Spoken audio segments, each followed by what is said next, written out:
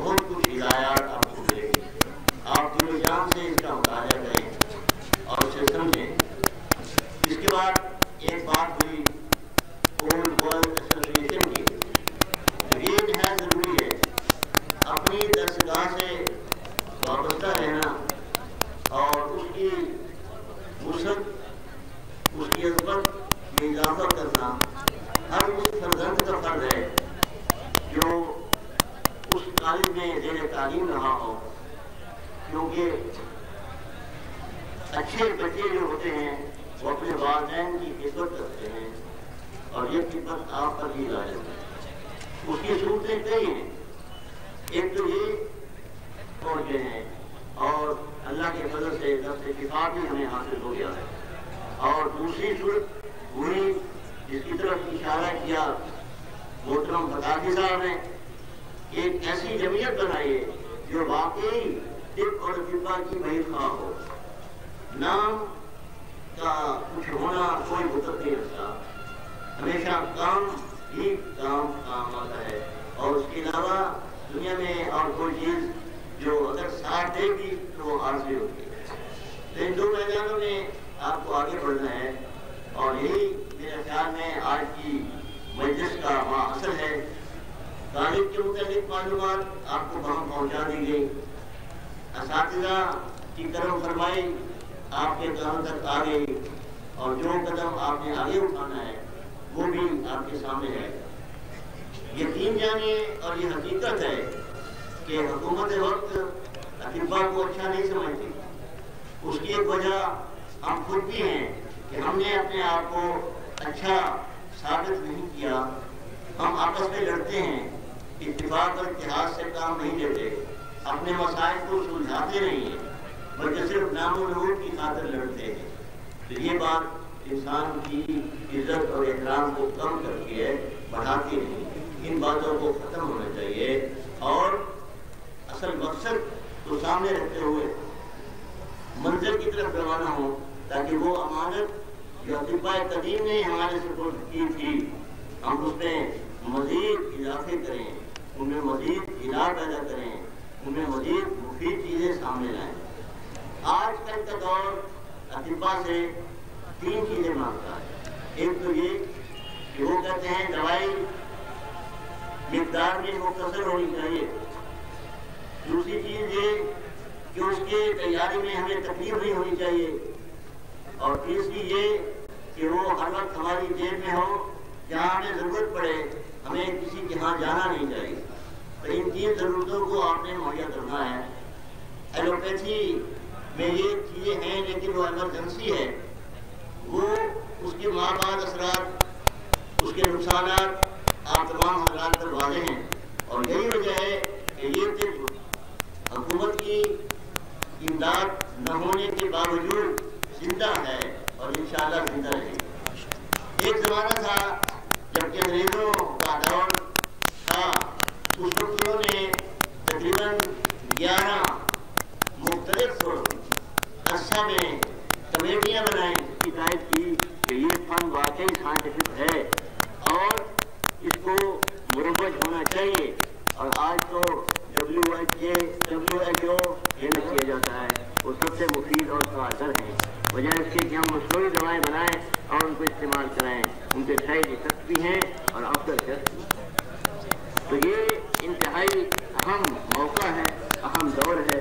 ہمیں ان تمام خرابیوں اور خامیوں کو دور کرنا چاہیے جو اس فن کو پیچھے لے جانے کا باعث بن رہی ہیں، اور تندہی، محبت اور شفقت سے آگے بڑھنے کی کوشش کرنی چاہیے. آخر میں حکیم محترم شہاب الدین صاحب کا شکرگزار ہوں.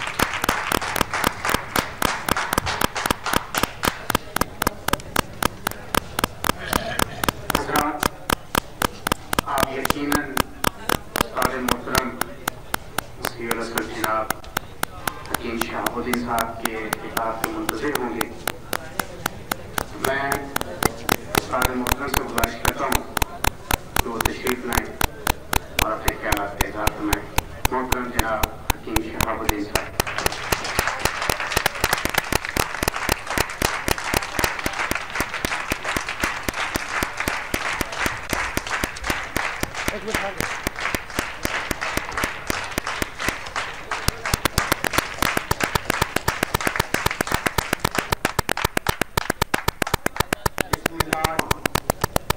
میں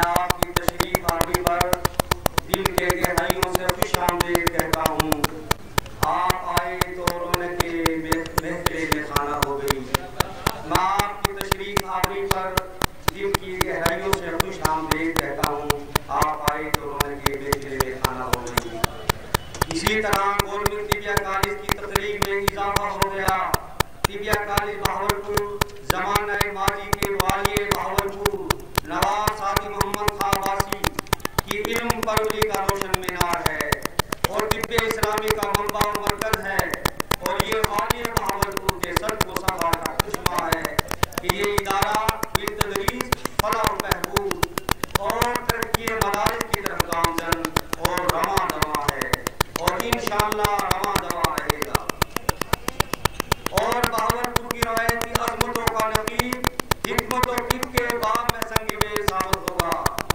محترم حضرات، میری ہمیشہ یہ خواہش اور کوشش رہی ہے کہ گورنمنٹ طبیہ کالج وقت کے تقاضوں کے مطابق جامعیت کا حامل بنے، اور میرے پیش رو ہم اثر سربراہوں اور میرے اساتذہ کرام نے ذمہ داریوں کی ادائیگی میں جو فرائض سونپے ہیں ان پر خوش حامل ہوں اور میری خوش اسلوبی سے پورا ہوں۔ میں اپنی کوششوں میں کہاں تک کامیاب رہا ہوں اس کی میں اپنی زبان سے اپنی مداحت نہیں کرتا، البتہ آج میں اپنا سر فخر سے بلند کر کے اتنا ضرور کہہ سکتا ہوں کہ میں نے اپنے متقدمین کی امانت کو چار چاند لگانے کے لیے کوئی کسر اٹھا نہ رکھی، اور آج یہ ادارہ اپنی خوبصورت عمارت، نظم و نسق، معیار تعلیم، علمی و طبی سرگرمیوں اور اقام کے ہسپتال کی بدولت ایک جامع اور مکمل ادارہ بن چکا ہے۔ یہ ادارہ بن چکا ہے، چنانچہ متعدد مثالی اقدامات کے طفیل ہر مرتبہ فکر کے لوگوں کی نظر میں لائق تحسین اور قابل فخر ادارے کی حیثیت سے مرجع خلائق ہے، چنانچہ مرجع خلائق بن چکا ہے۔ محترم حضرات، گورنمنٹ طبیہ کالج کو اپنے پیش رو اپنے متقدمین سربراہوں کی کاوشوں پر بھی فخر ہے۔ ان میں حکیم سید نذیر الدین احمد، حکیم محمد دائم صاحب اور حکیم سید یوسف علی صاحب مرحومین نے اپنے حسن تدبر اور اعلیٰ فراست کی بدولت جس طرح اس کی لوک فلک سواری اور وہ تاریخ طب کا روشن باب ہے، میں دعا کرتا ہوں کہ اللہ تعالیٰ ان مرحومین کو جوار رحمت میں جگہ دے، ان کی قبر کو پورا انوار بنائے، پھر ان حضرات کے بعد جس ذوق و شوق اور جس اخلاص و محنت سے اس نامور ادارہ کو جدید تقاضوں سے ہم آہنگ کیا گیا ہے، وہ موجودہ دور کا ایک لازوال اور قابل فخر کارنامہ ہے۔ مجھے یہ کہنے میں ہرگز بات نہیں، یہ سب کچھ موجودہ دور کے اساتذہ تلامذہ کے جدید خرسغاری اور تعاون کا مرہون منت ہے۔ میں نے ہمیشہ اپنے اساتذہ اور تلامذہ کے تعاون اور جذبہ خیر کو بنظر تحسین دیکھا ہے، اور بارگاہ عزتی میں ان کی کامیابیوں کے لیے دست بدعا بھی رہا ہوں، کیونکہ اساتذہ کرام اس ادارے کا سنگار اور تلامذہ میری اولاد کی طرح ہے۔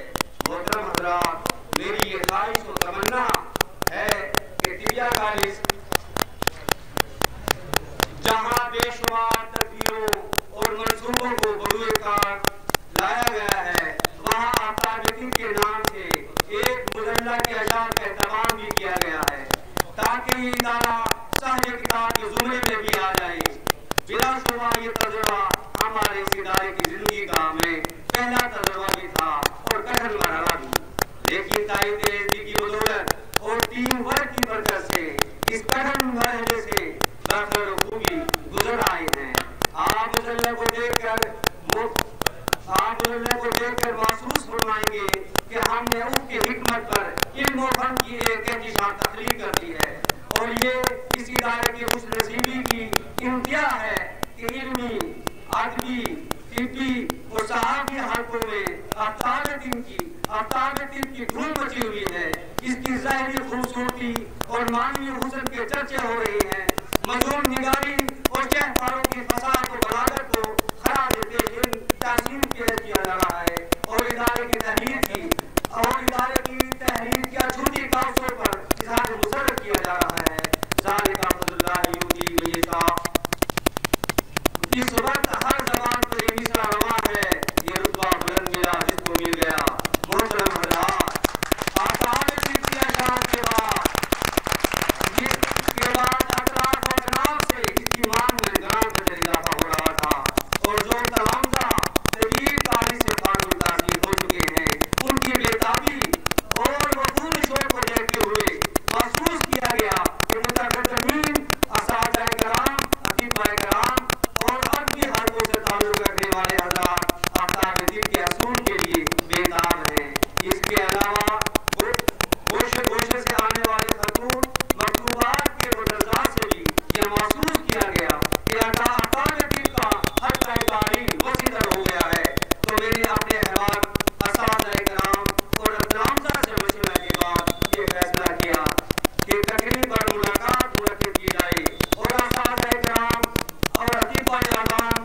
اور عزیز تلامذہ کی خدمت میں اپنے ہاتھ سے تعلق کے روکے پیش کیے جائیں۔ چنانچہ یہ مختصر مگر باوقار تقریب اس مقصد کے لیے منعقد کی گئی کہ تعلق کو پیش کی تعلق کو ہاتھ سے متعلق بنایا جائے اور اس ادارے کے اس تجربے کو پروقار انداز میں پیش کیا جائے۔ محترم حضرات، اس تقریب میں آنے میں آپ کی شرکت میرے لیے باعث افتخار اور غذائے قرار ہے۔ اس محفل میں شریک ہونے والے حضرات کو دیکھ کر مجھے جو خوشی حاصل ہو رہی ہے اس کو میں حق قدیر میں لانے سے قاصر ہوں۔ البتہ مجھے یقین ہو رہا ہے کہ علم و فن کا جو چراغ ہم نے روشن کیا ہے اور وہ انشاءاللہ ہمیشہ روشن رہے گا۔ اب یہ ادارہ بار اور درخت کی مانند ہے اور انشاءاللہ اس کے ثمرات سے یہ علاقہ بلکہ پورا پاکستان مستفید ہوتا رہے گا اور انشاءاللہ ادارہ ایسے چشمہ حیات کی مانند ثابت ہوگا جو خلق و خدا کے تشنعی بجھانے کے لیے تخلیق ہوتا ہے۔ یہ ادارہ اس ادارے کی برق و باز، اس ادارے کے آفتاب و محتاب کو دیکھ کر نگاہوں میں اور کوئی جستا ہی نہیں۔ یہ حکمت الطب کی وہ شارہ ہے جس پر طالبان علم و فن کے قافلے رواں دواں رہیں گے، اس شجر سایہ میں آ کر سستائیں گے، پڑاؤ ڈالیں گے اور پھر یہ منزل کی جانب کوچ کریں گے۔ سارے جہاں سے خوب رو تمہاری قسم تمہارے سوا کوئی جستا نہیں نگاہ میں، اپنی نظر کو جاگو۔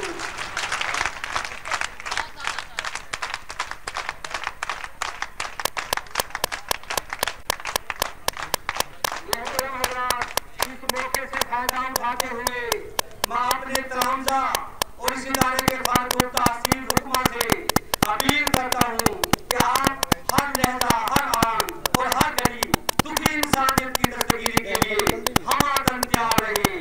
آپ نے علم و حکمت کی جو روشنی پائی ہے اسے اتنا عام کریں کہ یہ سرزمین پوری طرح منور ہو جائے۔ آپ کے پاس علم و دانائی کا چراغ ہے اور چراغ سے چراغ جلتا ہے۔ چراغوں کا ایک بازار لگا دے، اس کی روشنی میں دکھی بیماریوں اور عوارض کے امڑتے ہوئے طوفانوں کا ملیمیٹ کر دے۔ اس سے آپ کی دنیا بھی خبر جائے گی اور آخرت بھی مزین ہوگی۔ فن ادارہ اپنے مولوی اور متعلم سے اپنا کچھ حق مانتا ہے اور طبیہ کالج آپ سے محبت مانتا ہے، خلوص مانتا ہے، خلق و خدا کی دستگیری مانگتا ہے، انسانوں سے رواداری کی طلب کرتا ہے اور دکھی بھری دنیا کے دامن میں مسیحائی کو عام کرنے اور اپنے ادارے کے ارمانوں اور امنگوں کو پورا کرنے کی سعادت حاصل مانگتا ہے۔ آخر میں آپ کو ایک شعر نظر کرتا ہوں۔ ہونٹوں پہ تبسم کی بجلی، آنکھوں میں تجلی کے طوفان، آپ آئے ہمارے کالج میں، ہم نظریں جھکانا بھول گئے۔